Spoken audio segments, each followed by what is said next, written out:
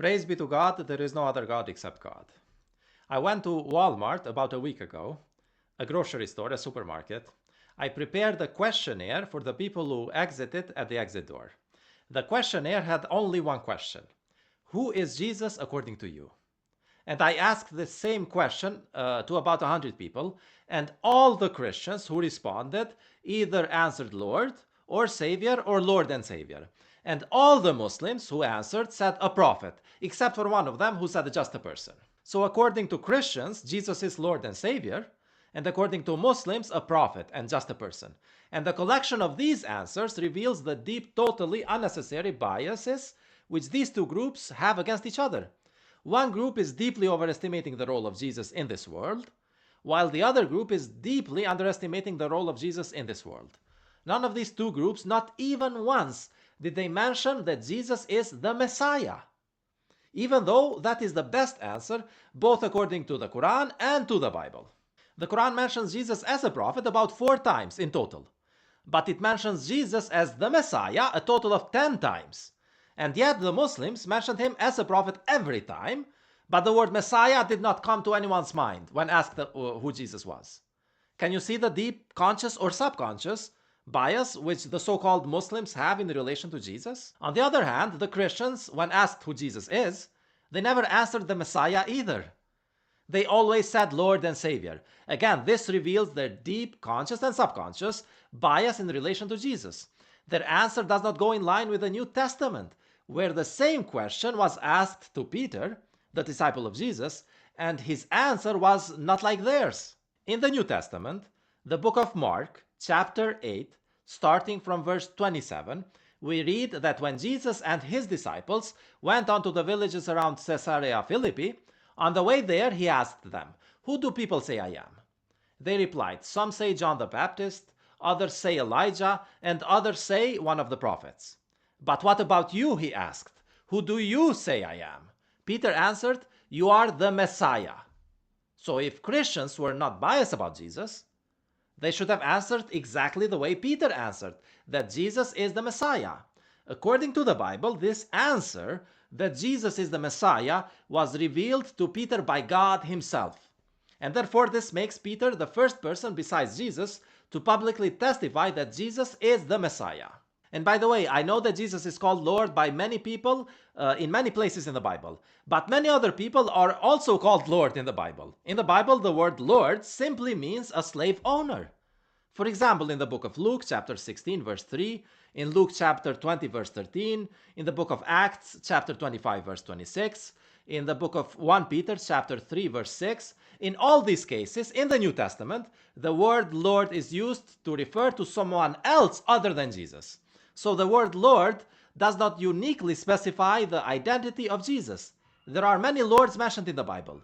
To this day, they have lords in Great Britain. They gather in the House of Lords.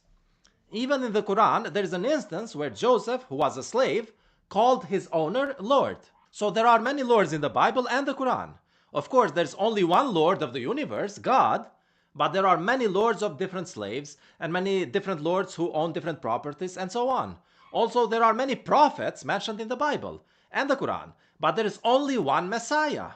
So the word Messiah uniquely specifies and defines the identity of Jesus, which is why if the Christians and the so-called Muslims were unbiased communities, that should have been the first word which came to their mind in most of the cases when they are asked who is Jesus. Most of them should have said the Messiah. That's what defines him. But instead, none of them said it. How deeply biased are they? How deeply do they overestimate Jesus in the case of Christians?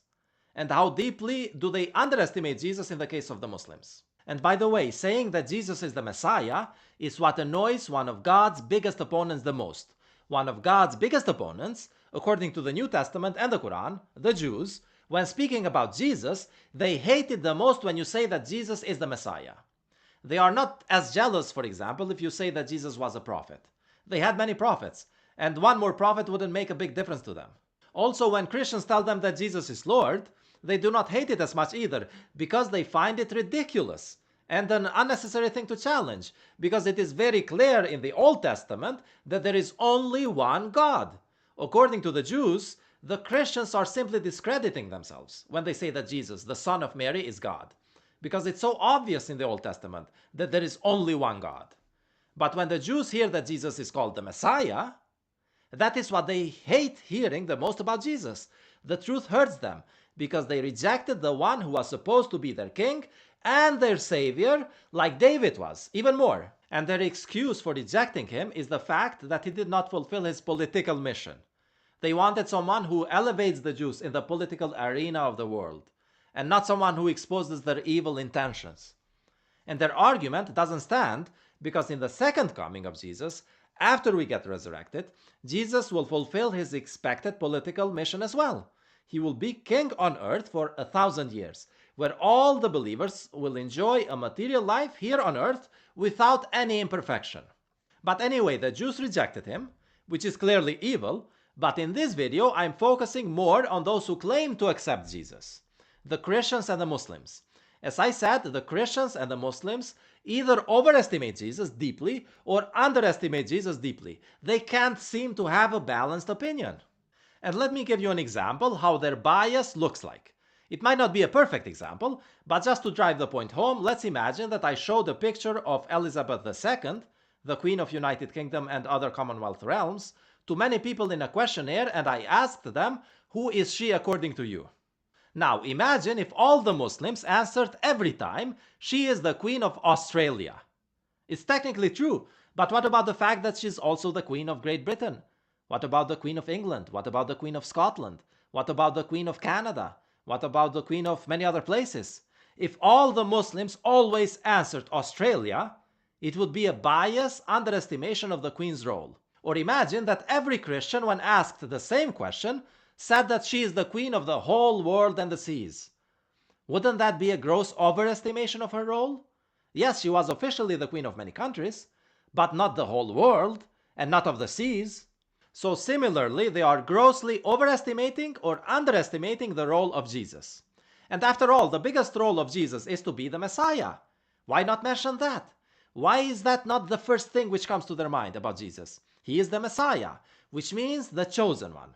He was chosen by God to lead the believers, anyone who is sincere in his heart, to the city of believers, to lead them there and have a 1,000-year kingdom on earth without any imperfection. A perfect kingdom on earth for 1,000 years, where all of us, the believers, will live to show to Satan that you have to leave things in God's hand for things to go perfectly, which Satan couldn't do. Satan wanted to take control from God. So from all the people who ever lived, Satan hates Jesus the most because he's the one human being who directly disproves him. Satan wanted control from God so he can have a kingdom of his own on earth, while Jesus will do the reverse. He will let everything in God's hand so that God can create a perfect kingdom on earth, which will happen soon after we get resurrected. Now, let me address one important issue. I am fully aware that the Quran says that we should not make a distinction between any prophets. As a prophet, Jesus is like all the other prophets. But as a Messiah, he is the only Messiah mentioned in the Quran. So to summarize, if anyone asks you, who is Jesus? The best answer is, he is the Messiah. This answer annoys the most those who are furthest away from God's grace, and satisfies the most those who are the closest to God's grace.